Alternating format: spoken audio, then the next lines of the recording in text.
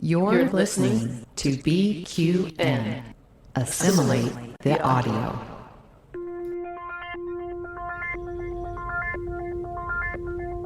Engage. 78 years have passed since the days of the original USS Enterprise. Now a new Galaxy starship has been designed.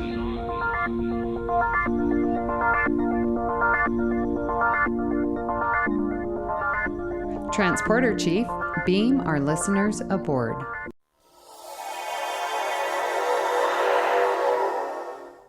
Welcome to Galaxy Class, a Star Trek Next Generation podcast on BQN. I'm your host, Counselor Amy Nelson, and with me today is Diplomatic Standard Bearer Kevin Scarf. Hello, Kevin. Hello, Amy. It feels like forever since you and I have podcasted together. I know. I've podcasted with all of your friends.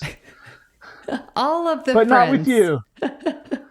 Yes. With Kyle and Kevin and Rhea and Joe and everybody. Know. And listeners, I have been gone on the weekends. It is summer, and I think COVID and quarantine really got to me because this summer I am out almost every single weekend. I've counted it, Kevin. I'm out of 8 weekends. I'm out 6 of them. Wow. Yeah. Wow. So we are recording, thankfully, on a lovely Tuesday late afternoon so that I can finally get my voice back on Galaxy Class. There we go. There we go. You know, a Tuesday evening works brilliantly for me, actually. Because of the nature of our group and where people are, a Saturday recording means it's right in the middle of my day. I have to plan my day around a recording. So knowing that I've got a Saturday free because we're recording on a Tuesday is a great thing. Yes. Yes, it is. So. Yeah, we might be doing a few more.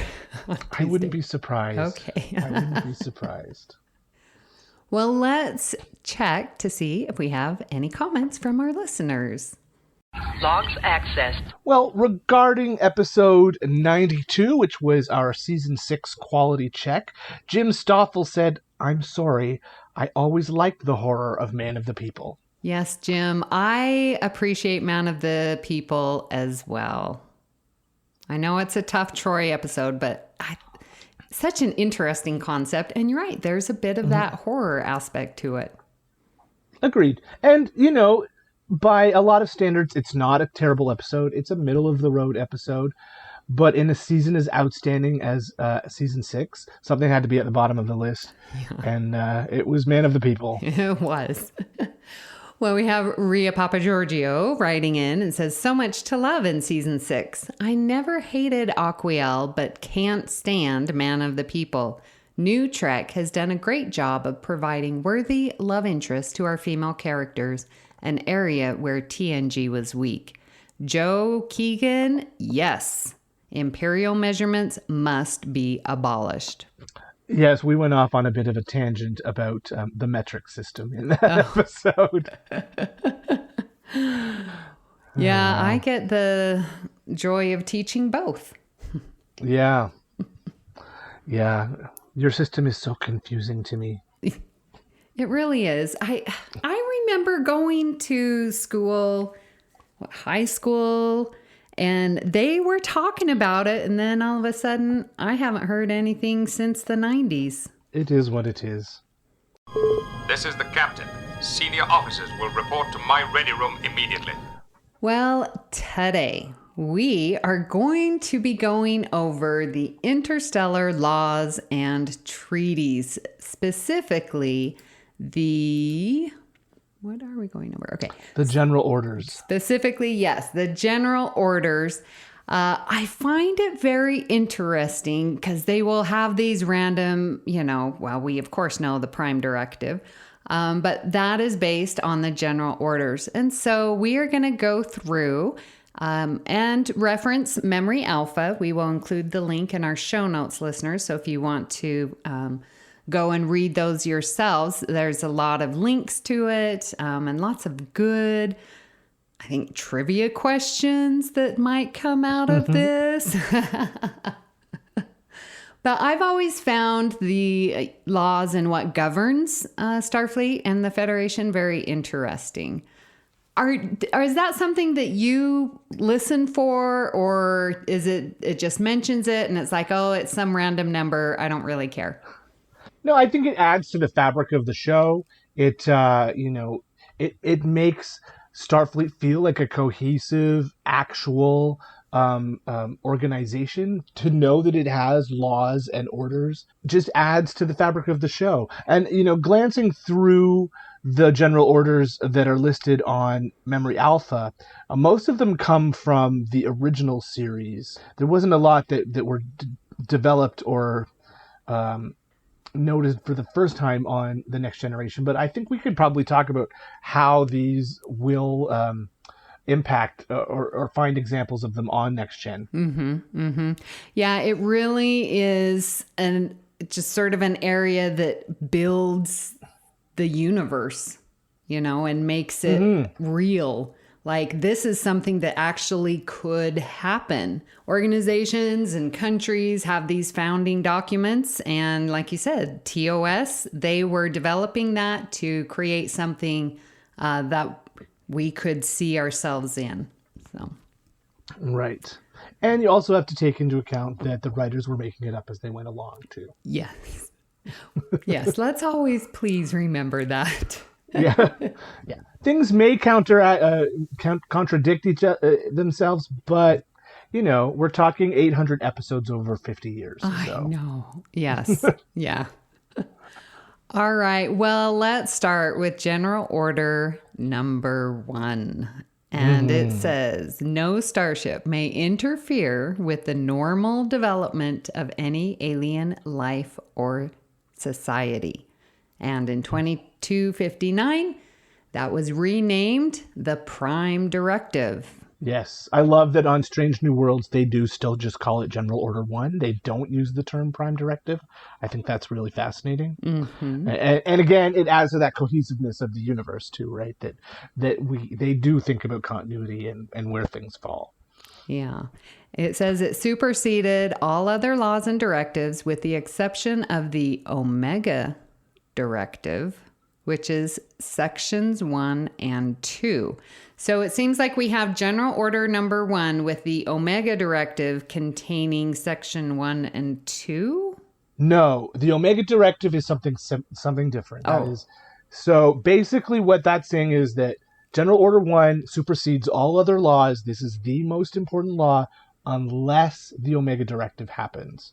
And that was from one episode of Voyager where the Omega Directive requires the captain of a starship to notify Starfleet Command immediately upon detection of an Omega molecule. Oh, right. Yes. That's right. Okay, remember that one. Okay. Because the Omega molecules, there's an extreme threat to interstellar civilizations if even they come across one of these. Yes. Okay. So yes. Very good. That's the only thing that supersedes the Prime Directive. Okay. Now, in General Order number 1, and I do believe this is the only General Order that has 2 sections. That we know of, anyway. Yes, that we know of. Or up until this point in time. Exactly. So, Section 1 of General Order 1 states that Starfleet crew will obey the following with any civilization that has not achieved a commensurate level of technological and or societal development as described in Appendix A. 1. No identification of self or mission. 2. No interference with the social, cultural, or technological development of said planet. 3. No references to space, other worlds, or advanced civilizations. And 4. The exception to this is if said society has already been exposed to concept herein. However, in that instance, Section 2 applies. So, Section 2, Kevin? Section 2. If said species has achieved the commensurate level of technological and or societal development as described in Appendix 1, or has been exposed to the concepts listed in Section 1, no Starfleet crew person will engage with said society or species without first gathering extensive information on the specific traditions, laws, and culture of that species' civilization. Then, Starfleet crew will obey the following. A. If engaged with diplomatic relations with said culture, will stay within the confines of the culture's restrictions. And B. No interference with social development of said planet. Well, my goodness. It sounds like there's definitely some lawyers that work for Memory Alpha. Yeah. No, they got some... They had to be very specific here, right? But it's led to really great stories, first contact stories, and do we save the planet kind of stories. I think, I understand why it's the most important, because it's also the most important from a plot development standpoint too, I think. Don't you agree? Mm-hmm. And it does make for, interesting interactions. Because, it sort of says in that section 2 that it's like, well, you have to gather extensive information before interacting. And so then we get, those episodes like where Data's in the duck blind or, or they go down incognito and, get their medical alterations or whatever to try and gather that information. I still think that is so risky when they go down undercover. Mm-hmm. Because they're obvious that those societies aren't commensurate technologically. Right. But it makes for fun stories to watch, doesn't it? It does. Sometimes it feels like that episode you mentioned with the duck blind and the proto-Vulcan people, like that feels like that violates that society altogether, just being there. Yeah. So I think they fudge the Prime Directive when they need to. Mm-hmm. Yeah, because it says no identification of self or mission. And I guess, if you're going undercover, you're being someone else. So you're not really identifying yourself. I guess that's how they work around that. And then sometimes they sort of justify things by saying that, there were one of their episodes where there was a human colony. I'm thinking of, what's the episode with the planet full of genetically almost perfect people?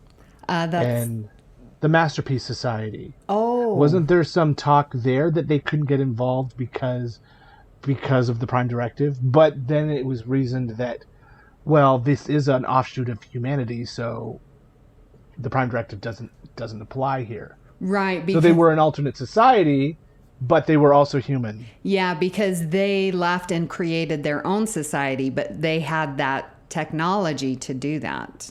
Right. Yeah. And if you go to the article on the Prime Directive in Memory Alpha, there are tons of episodes listed that shows the exceptions and allowed violations. So there's lots of those.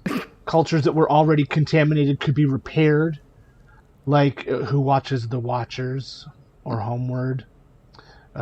Cultures already contaminated that could be repaired, but the repairs do not interfere with the natural pre-contact growth of the society, like pen pals or First Contact. If the society sends a general distress call to a spacefaring culture that could have been exempt, that's like pen pals. Yes.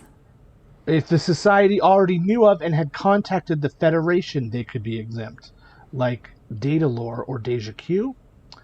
If a material injustice involving a Federation citizen would occur absent the interference, the situation could qualify as injustice. That was a situation where the Prime Directive didn't allowed them to contact the people because I guess they were spacefaring. Were they? We never saw them leave the planet. No, not injustice. But I guess because they hadn't, then the Prime Directive does take effect and Wesley should have been put to death. So I think how we got around that and why it's okay, because the Ito's laws Yes, the Edo are almost identical to humans. Yes. Yeah. Well, what I was thinking, like with justice, like those people, they weren't technologically advanced in part because the Edo gods were providing them and protecting them, remember? Right. And so in essence, we were really dealing with the Edo gods, and Right. they were out in space. So I feel that that's how we got around the Prime Directive, that we were following, that we could interfere with those laws because the Edo gods were spacefaring. I think that's the first time I've actually agreed and understood justice. Wow. There we go. Yeah. So that's a brief look at General Order 1. Yeah. Like I say, I think we should do a full deep dive on the Prime Directive at some point. Yeah, and I know that we did on Earl Grey a long time ago. So we definitely need to get it. We can revisit. Definitely, yeah. All right. Well, the next general order is General Order number 4. And this says that Starfleet expressly forbids the death penalty. This general order was stated to be the only one exception, and as such, mutiny was not considered to be in violation of this order. So, no death penalty. This is very good. Hopefully, countries around the world can follow along, and let's not... oh, sorry. That was my personal opinion. My bad. I live in a country that does not have the death penalty. So. Oh, okay. Let's everyone move to Canada. Well, and I can't think of an instance on Next Generation where that general order would have applied. Was there ever a death penalty episode? Well, yes, I guess there was. There was justice. So, not that this general order would supersede the Prime Directive, but if the Edo world had been part of the Federation, they wouldn't have been allowed to murder Wesley for walking on the grass. And I think this is also, talking about it within Starfleet, because I was also wondering if half a life, but again, that's another civilization. I mean, it's not a death penalty. They're choosing it's a death ritual. Yeah. But I don't think that would be allowed in the Federation under this General Order number 4. Do you think that we could have something like that? So what about why it's talking about mutiny in this General Order 4? General Order 4 came up in the original series episode Turnabout Intruder. So let's see what's going on in that episode. Oh, that was the episode where Kirk switched bodies with Janice Lester. So why did General Order 4 come up here? Oh, there was a court-martial. Oh, and if convicted, face severe punishment up to and including capital punishment. However, that had been abolished and was no longer an option for convicted mutineers. So, yeah. So I think Kirk was accused of mutiny there because he'd switched bodies with Janice Lester. So, but that's when they first said that there is no death penalty. So we really don't know much more about that, but it makes sense knowing the Society of the Federation that there wouldn't be a death penalty. Yeah. And it's interesting. It talks about mutiny, and it was such a big deal, remember, when Discovery and, Michael Burnham, the first mutineer. Well, we did get a mutiny, if you remember, in TNG's The Pegasus. Mm-hmm. So there was one. I mean, of course, Discovery was before TNG, but we had heard of at least mutiny. Yeah, but there's never been, I can't think of a single other, besides Justice, I can't think of a single other instance of the death penalty being brought up on Next Generation. Shall we move on to General Order 5, which is an order that prohibits Starfleet officers from, for example, transporting out of a dangerous situation if others would be put at risk by doing so. And this came from the Lower Decks episode, Second Contact. So this is basically like a no cowards rule, yeah. right? You can't just leave a dangerous situation if the people you're leaving behind are still going to be at risk. I love this order. This is very good. I was thinking that no transporting because like other people would see you. I'm still thinking General Order number 1 with this is even better. So if you're transporting out would trigger something that would put somebody else at risk, you're not allowed to transport out. Yeah, what did you call that? The no cowards? No cowards rule. Yes. Oh my gosh. I like that. But again, I can't think of a situation on Next Generation where that might have applied. I mean, usually if they beam people out, they're beaming everyone out. Yeah. Yes. Yeah. Good order. All right. Well, General Order number 6 says if all life aboard a Federation starship had perished at the end of 24 hours, the ship would self-destruct to protect other beings from the disease on board. Well, that's interesting because when I read that, the first thing I thought of was, Calypso? Wait, was that the name of the short trek? Mm-hmm. Where we have Discovery out there and it's just Zora. And she's been there for 1,000 years. Well, we don't know, but she's obviously more than 24 hours that she's been alone. And that ship should have self-destructed. Although technically, Zora is now a member of the crew. So she's still alive. You got me there. I just got around that. Now, of course, the notes say that this order is contradicted by several episodes, including Unnatural Selection from TNG. You remember that one? It may have been repealed. That's where Dr. Pulaski went to the planet and got that disease where she started aging. Mm-hmm. But yeah, wait a minute. That gets broken quite a bit because think of the naked episodes. Because in TNG, they go and find it and all the people are dead. The ship should have... Right.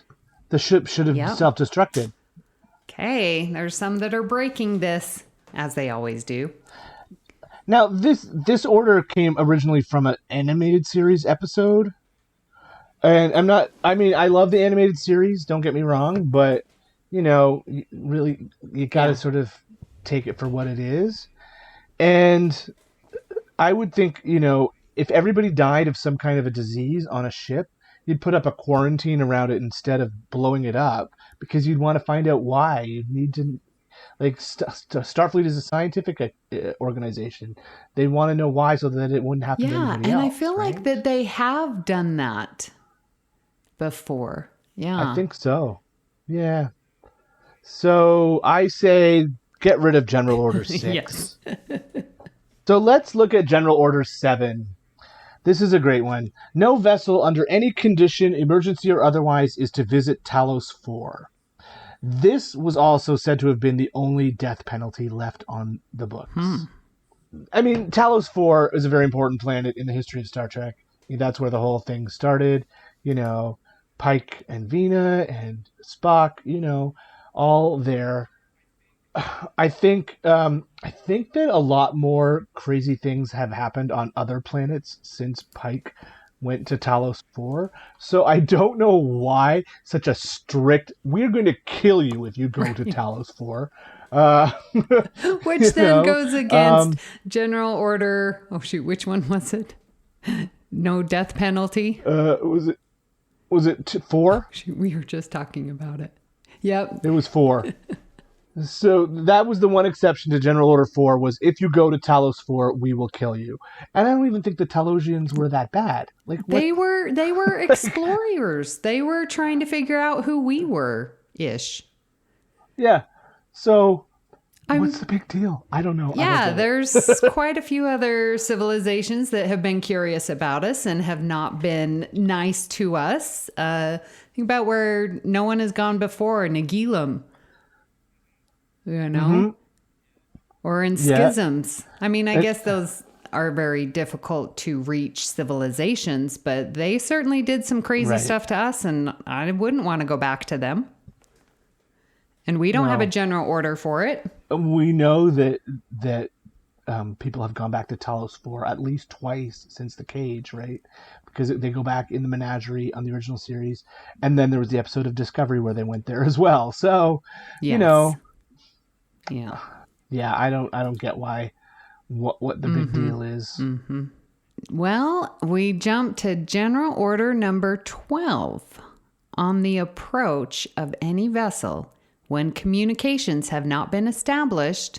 Oh. Well, that's an incomplete sentence. This order began to be cited by Savick, but she was interrupted before she could complete the rest of the order. So we're left hanging. We literally are. Yes. So if there's no communication when approaching a vessel, I'm going to assume we should not approach. I don't know. Well, it says, despite the interruption, it was implied that the order instructed that the ship was to go to red alert when faced with a non-communicative vessel. Which makes sense. Do they? Or I feel like Picard or say like Burnham would go to yellow alert so as to not, cause them to be on the defensive. Right. I really feel that Picard and Burnham, those two would be the ones that be like, let's just go to yellow alert. Yeah. Just, be on your toes, but let's not make any waves. That makes sense. But is that... It does make sense. Am I thinking because they were approaching and sort of knew where they were going? I don't know. I think Picard and Burnham would just go to yellow alert. I think everyone else... I don't know. What do you think about Pike? I think Pike would be the same way too, right? Especially if the ship you encountered is much smaller than you. Like if you come across a ship that's much smaller and obviously less heavily armed than the ship you're on, like what's the purpose of going to a red alert? If the situation doesn't seem dangerous. It's got to be on a case-by-case basis. Yeah, and I think when you get the scans and then decide what their weapons are like, I think that would determine which, if we're red or yellow. So I would say that they would have to go to some kind of alert based off of the need. Yes. I'll look at us being maybe a read alert. Oh, yes, the read alert. I love Bryce. Absolutely love it. Excuse me. Then we have General Order 13. And that's just an evacuation order for Starfleet vessels. So if your captain says, we're doing General Order 13, it means get off the ship. And that happened in the Star Trek 09 film. Yes. So. Oh my gosh. Oh, can I just say I was watching the Star Trek 09 on my flight back from New York. And when Bones is, giving Kirk all those vaccinations where he gets numb tongue and his hands get all big and stuff. Bones runs back and says Nurse Chapel. I never caught that until now. So, yeah. Oh. Yes, it is. Interesting. I'm loving Nurse Chapel on Strange New know. Worlds, by the way. Yeah. She's a great character. Love her. Yep. She is fun. She's fun to watch. She's fun to see what happens. She's fun to see what she's going to say. Oh, yeah. So, it was never called General Order 13. There were lots of times on Next Gen where the ship had been evacuated, right? And sometimes, they could do a saucer separation, right? So the families would go off. And I'm trying to think of a specific time where they called for an evacuation. Well, the Die Hard episode. Oh, yes. Starship Mine. That wasn't so much an evacuation as a planned. I'm trying to think. And I'm thinking also the episode with the Binars. Everybody was off the ship too, but again, that was a scheduled maintenance as opposed to something is wrong. Everybody get off the ship now. Oh, yeah. Generations. Because they knew the ship was crashing. There was an evacuation Yeah. or get off the ship. Huh. Did Voyager ever have a mass evacuation like that? Interesting.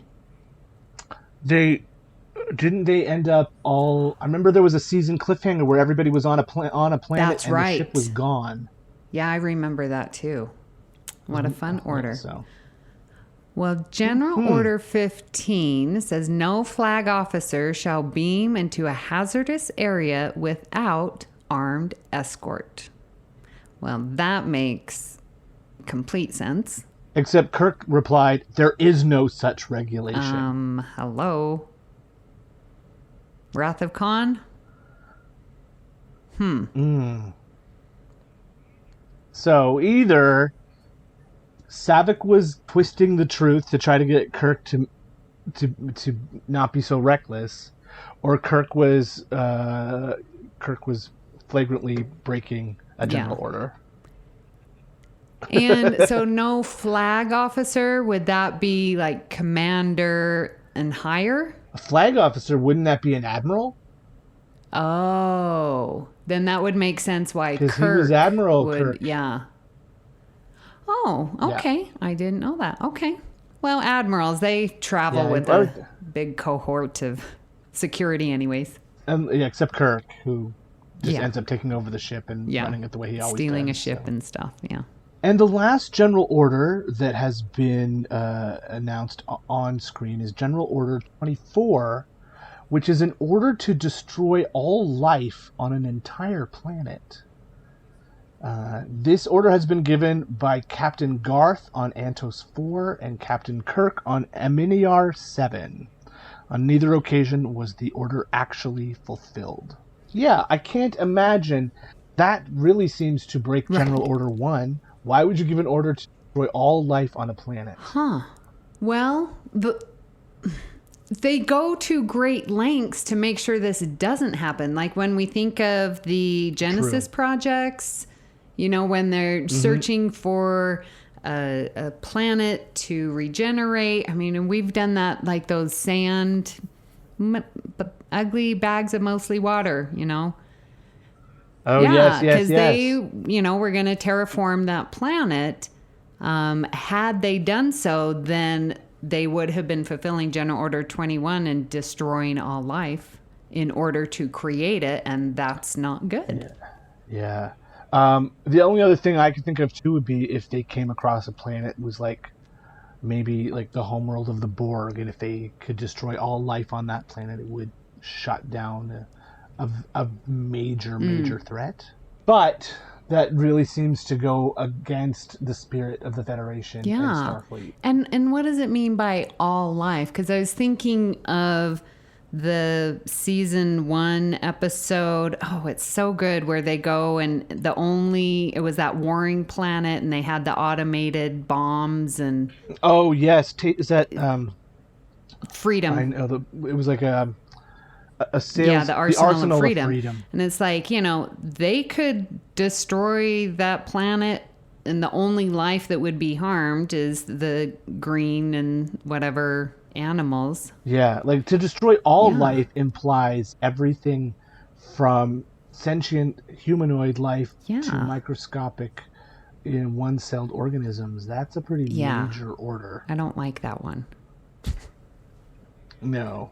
And again, it's an original series order, so I can't imagine. So those are our general orders. There's some that get skipped. So it looks like that the writers could go in and fill in a couple more with all of these new treks coming in to give us, what about General Order number 8? They could make something up for that. In fact, Kevin, I'm going to ask you, what would be a general order that we are missing? Can you think? I'll try and think of one too. I'm sure this is probably just in the duty manuals for Starfleet officers, but I would think the importance of regular duty shifts that include scheduled break and recreation times would be important, because you wouldn't want to overwork your crew. So a general order that says no, except in extreme cases of emergency, no Starfleet personnel may be on duty for longer than 12 hours at a time. Or work consecutive shifts in a row, something like that. Yeah. Yes. Yeah. I think we need a general order that describes our duty and moral responsibility in the worlds of medicine. Like when we come across, I mean, there's been so many medical, ethical debates, which we have covered on All Good Things, where it's like, do we help them? Is it medical? Whether they have they are commensurate with their technological, but medicine-wise, I think we should help. I don't know. What do you think? If they're not at our technologically advanced state, can we still help them? Or is that too much interference? It's a good question. And it comes down to the question too of, is helping a single individual as big a deal as assisting an entire civilization or planet? Yeah. That's interesting. Like they could have like section 1 for, helping less than 10 people or more than 10 people, Because you're right. I mean, think about that, the Don't Do Drugs episode with the 2 planets going back and forth, and as a season 1 episode. Oh, so bad with these names. Yep. Sorry, listeners. It's all good. But I mean, because that was, helping an entire planet. Well, multiple planets, a system. Yeah. Yes. Yeah. So that's a that question. Would be a good general order, something to help them with the medicine. So, like, to me, a general order has to be something that it's got to apply equally in all situations. And I mean, there already are general orders with exceptions or alternates. But I don't know. Yeah. I am not a lawyer. I don't. That you say something very important, because as a teacher, when there's rules, there's some that are, okay, this is the rule, it applies to everyone. But then when you're looking at the specifics, and when a kid, if they don't do their homework, I know that's the rule. But if I give them exception, that's because I have greater information about that student, that unique situation where I can determine, the best course of action. Sure. It's so hard when you try to do that as a governing body, and whoever's making that decision, one person can be great and ethical and moral, but then when they leave that office, then who's going to come in and will they make the correct ethical based on the situation? It's scary. Yeah. But I don't think, I mean, as we've seen, like almost all of these, there's always an exception, because that's life. Yep. And we need to have the flexibility, a good way to look. Man, yeah, I am not a lawyer. So, Kevin, what do you think about general orders and how they are applied in Star Trek? Like we said off the top, it's a fun way to create a cohesive universe. I think I don't think we saw them that often in Next Generation, because I don't think they were necessary for the stories they were telling. But I like that they are there when we need them. Yeah, and it does make for, I think, more realistic court episodes, courtroom, like the Drumhead or Measure of a Man, where we know that there are existing documents, where there are laws and regulations that we need to follow, and how is life going to fit in with that? How is a new civilization going to fit in with these orders? I do, and I agree with you. I think that it builds that universe that we know and adds validity and reality, because there's not going to be any type of community that doesn't have these social norms that then turn into laws and regulations. So very needed, but then they get broken. And I think that's okay. Wouldn't it be fun if we got a series that was like Star Trek JAG, where every episode was like a law, some kind of legal case that ran up against Starfleet general orders or directives? Yes. Oh my gosh, we need to have that. Yeah. I love all of those type of shows, and there's so many on Paramount Plus. I am just going to plug the NCIS series, and there's these new ones that are now out, FBI. I think I've mentioned them before, but there's like FBI Most Wanted, FBI International, and it's all those same types of things of NCIS, or it's actually Dick Wolf created them, which is the Law and Order guy. So very good episodes, and I would love to see that in Star Trek. Maybe we could get Philippa Louvois as the lead. Yes. Incoming transmission. Well, we'd love to hear your thoughts on today's show and hope you'll join the Facebook group, the BQN Collective. You can also follow us on Twitter at Galaxy Class Pod. So please hit the subscribe button on Apple Podcasts or wherever you get your podcasts and leave us a star rating and written review. That will help others to find our show. So Amy, where can people find you when you're breaking general orders? Have you been to Talos 4 lately, Ms. Nelson? Oh, yeah. Well, you can find me here on the network. Well, maybe not so much this summer, but normally co-hosting All Good Things with Mark White. I am also on Union Federation, which we are now dropping here on BQN. I am on Twitter at Miss Amy Nelson, and of course in our Facebook group.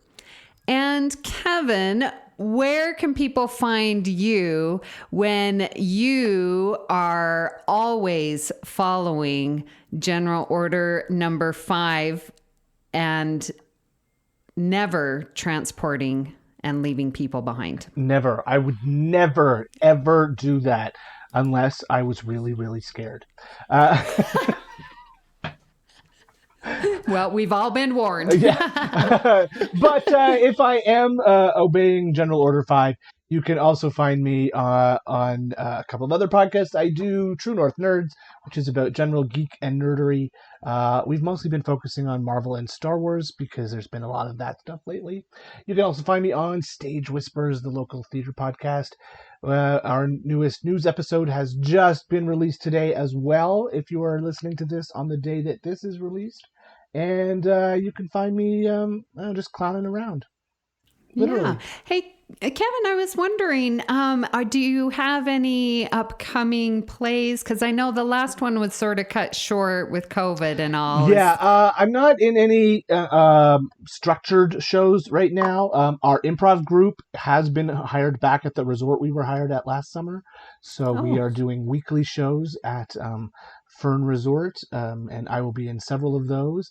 And I have a big clowning gig happening. My very first public clown gig will be happening on Canada Day in the town of Aurelia. I will be in the children's entertainment area at the park during the whole Canada Day festival, and I will be in the parade as well. So it's going to be fun. Oh my gosh, how fun for you, Kevin. I'm really excited. It's going to be good. I cannot wait to see pictures. Woohoo! Previously on BQN.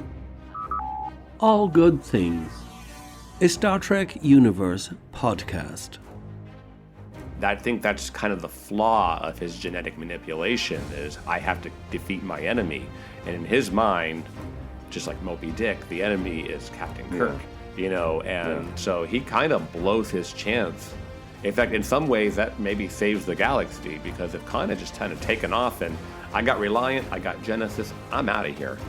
Who knows what he could have gone and done. Galaxy Class, a Star Trek The Next Generation podcast. I think for cosplay, for me, a good way to put it is low effort, maximum impact, and you want to get that balance. Yeah, you don't want to put in thousands of hours of effort for it to look alright. So I put in little bits of effort and usually get a good result out of it. Mickey's Marvels, a Disney podcast. You know, Chip and Dale Rescue Rangers otherwise feels like something that they would just reboot into a modern day cartoon like they've done with DuckTales. And I wouldn't be surprised if they did with like Darkwing Duck or Tailspin or any of those. You will find these and more of your favorite podcasts on BQN. So if you would like to help us keep all our shows coming to you each week, you can become a patron of the network on Patreon. We are putting out more exclusive content for our patrons like It's Green or Amy's Math Moments that you won't want to miss. So for a monthly Patreon subscription of $5 or more, you can join our meetings of the Hive Mind on the second Saturday of each month. Watch your Patreon messages for details. And if you feel so inclined, please check out all the details at patreon.com/BQN. A very huge shout out to our very own associate producer, Jim McMahon. Yes, Jim McMahon of Trivia with Jim. He is our associate producer. We are very grateful for your support. Thank you for beaming aboard Galaxy Class. And until next time... Why is there a death penalty if we go to Talos 4? I don't understand. Great joy and gratitude. Engage.